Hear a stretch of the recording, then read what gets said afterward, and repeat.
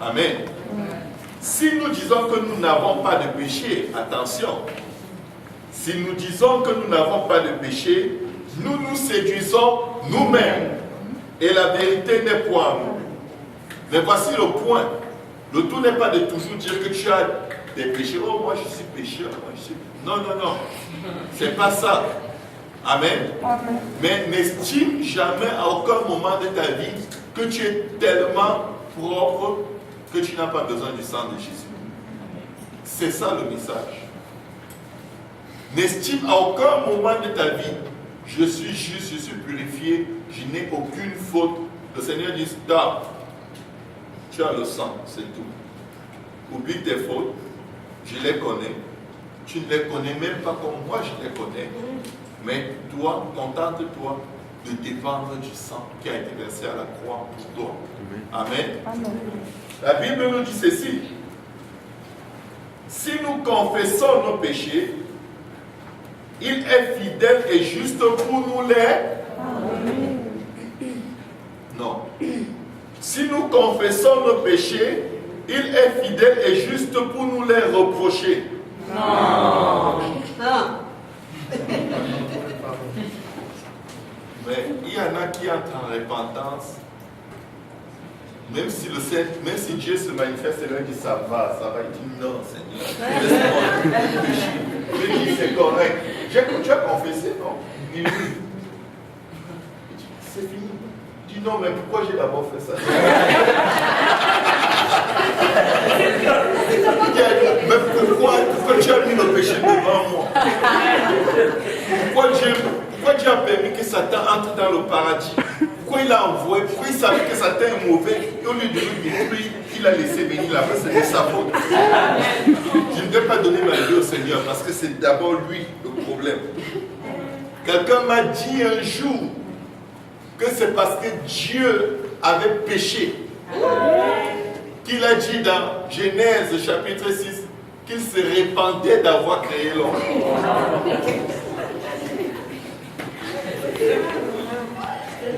Donc il dit que c'est parce que Dieu lui-même est d'abord un pécheur. Que quelqu'un dise abomination. Abomination.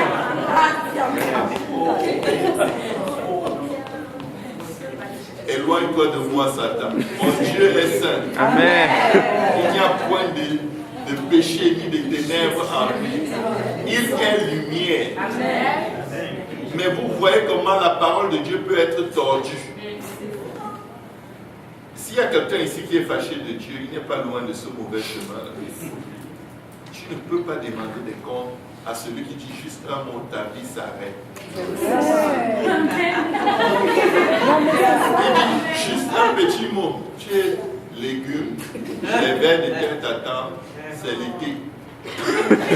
Je vous dis là, marchez avec une crainte révérentielle absolue de Dieu. Ne questionnez pas Dieu, réconciliez-vous avec Dieu. Il est juste trop puissant pour que tu lui demandes des comptes. Il est juste trop Dieu pour que tu puisses bouder. Il y en a qui boudent de Dieu. Pourquoi on m'a énervé? Je ne viens plus à l'église. Tu es en train de bouder Dieu. C'est l'église de qui? De Dieu. La personne qui t'a provoqué n'est pas à la croix. Ce n'est pas cette personne qui est morte à la croix pour toi. C'est ton Seigneur. C'est la raison pour laquelle tu es là. Amen. Amen. La Bible dit, il est fidèle et juste pour nous les pardonner. Si nous confessons nos péchés, il est fidèle et juste pour nous les pardonner et pour nous purifier de toute iniquité. Si nous disons que nous n'avons pas péché, nous le faisons menteur. Amen. Et sa parole n'est point en nous. Chapitre 2.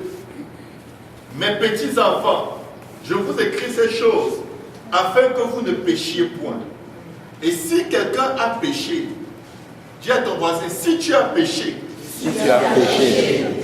tu as un avocat auprès du Père, Jésus-Christ le juste.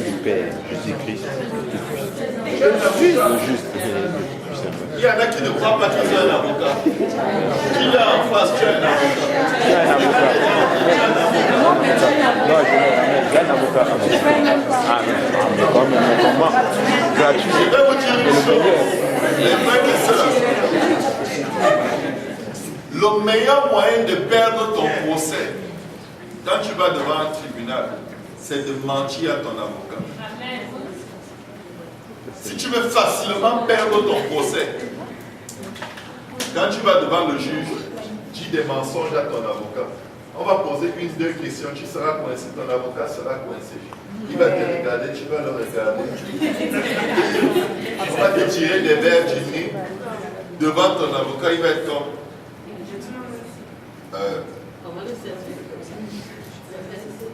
Pardon? Tu l'as déjà fait les trucs? Non. L'avocat te défend par rapport à la quantité d'informations que tu lui donnes. Tu caches tes informations, un avocat ne peut pas bien te défendre. J'ai jamais été devant un juge avec un avocat.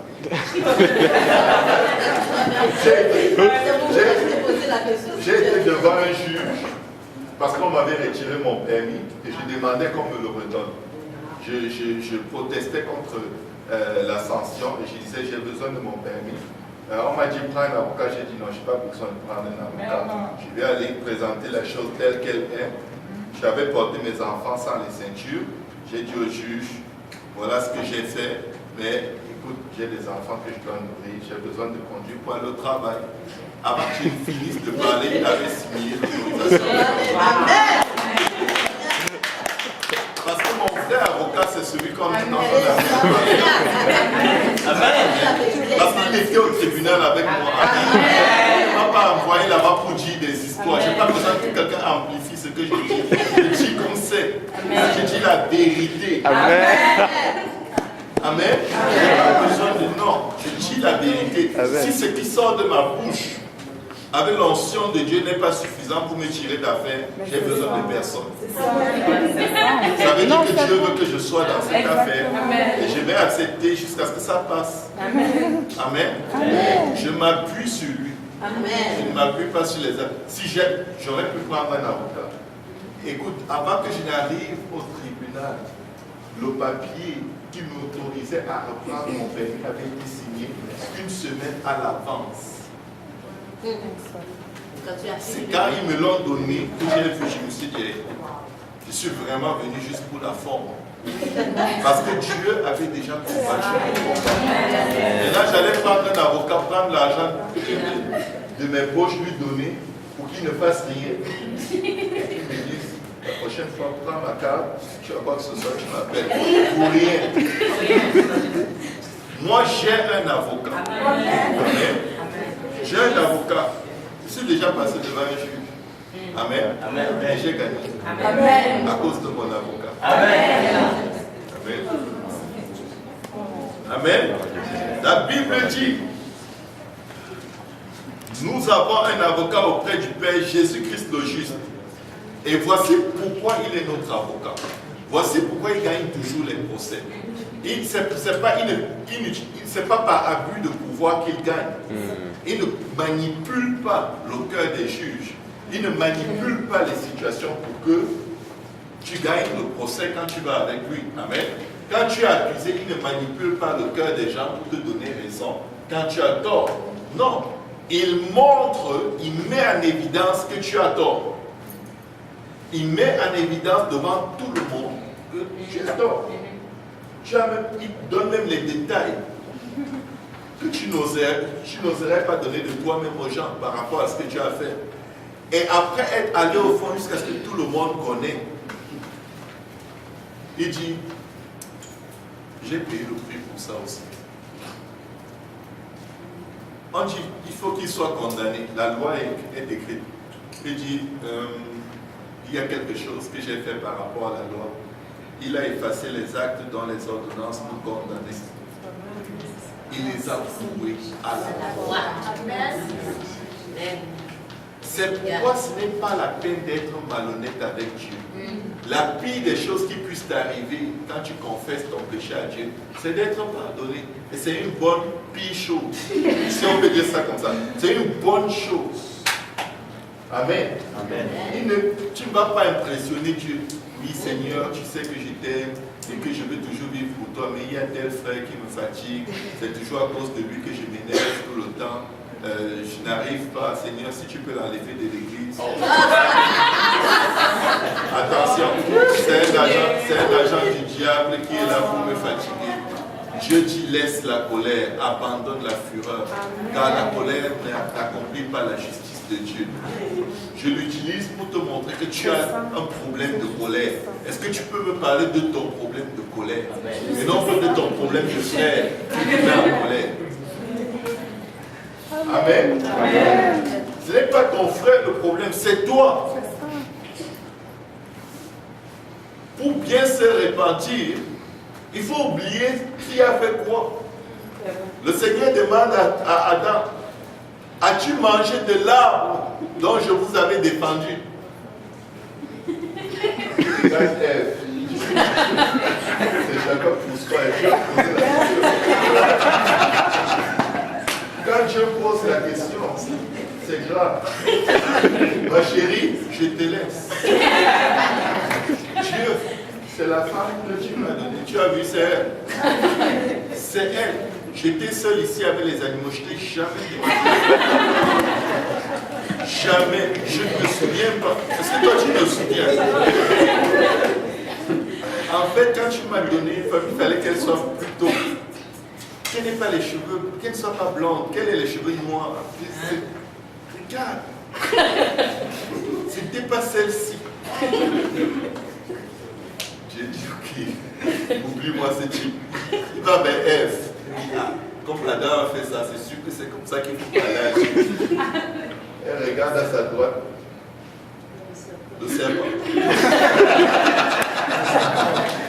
Le serpent. Voilà, Seigneur, les animaux. Le paradis, c'était pour Adam et moi. Maintenant, regarde ce que tu as fait, un serpent près de nous. On ne peut pas résister au serpent, tu savais.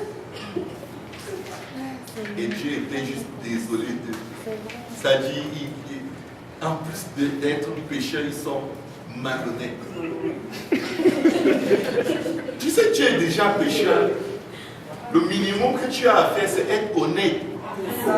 Il dit, si vous confessez vos péchés, il est